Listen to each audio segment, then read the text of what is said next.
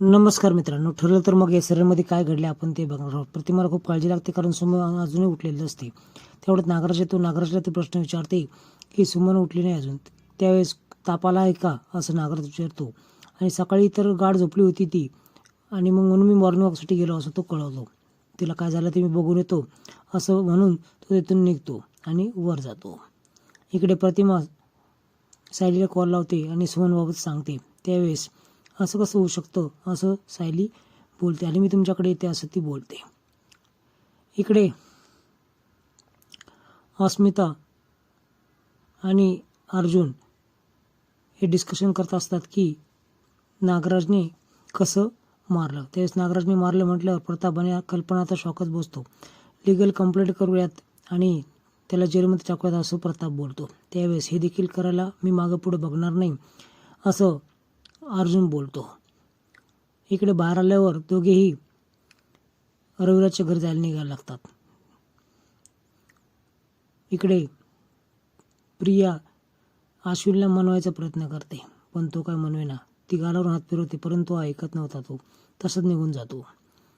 सायली आणि अर्जुन हे रविराजच्या घरी येतात आणि अर्जुन सांगतो की मी त्याला हे सांगू नकोस, एकटी चालली आहे असं सांग. तशी ती सायली आतमध्ये जाते. तेवढ्यात सुमन येते.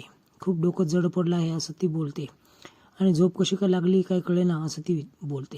तेवढ्यात नागराज येतो आणि वा असं वारंवार तुमची गाठ होत आहे असं तो सायलीला टोमणा मारतो आणि बाहेर निघून जातो. इकडे अर्जुन लगेच मेसेज टाकते की तो बाहेर निघाला आहे, तुम्ही त्याचा पाठलाग करा. नागराजचा पाठलाग हा अर्जुन करणार असतो.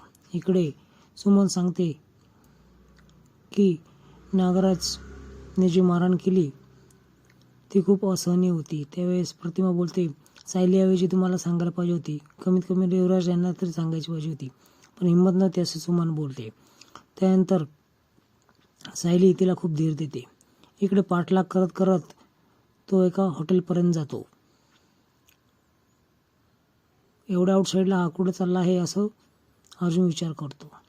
इकडे खूप चांगली ट्रेनिंग ही सायली सुमनला देते आणि नवराच्या मारहाणीपासून कसं वाचायचं, त्याच्या अशब्द वापरलेल्या संकटांना कसं तोंड द्यायचं असंही सांगत असते, धीर देत असते.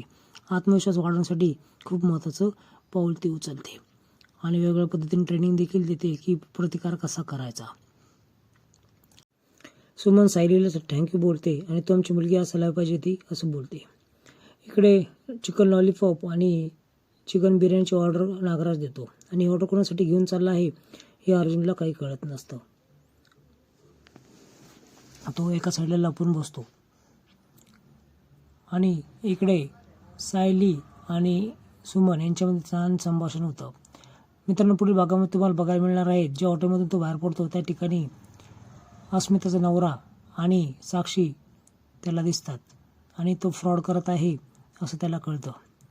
इकडे दुसऱ्या दिवशी तो बोलत असतो की कुठल्या महिलेवर झाला अन्याय मी सहन करणार नाही, घरातल्या व्यक्तीला मी त्रास द्यायला सहन करणार नाही.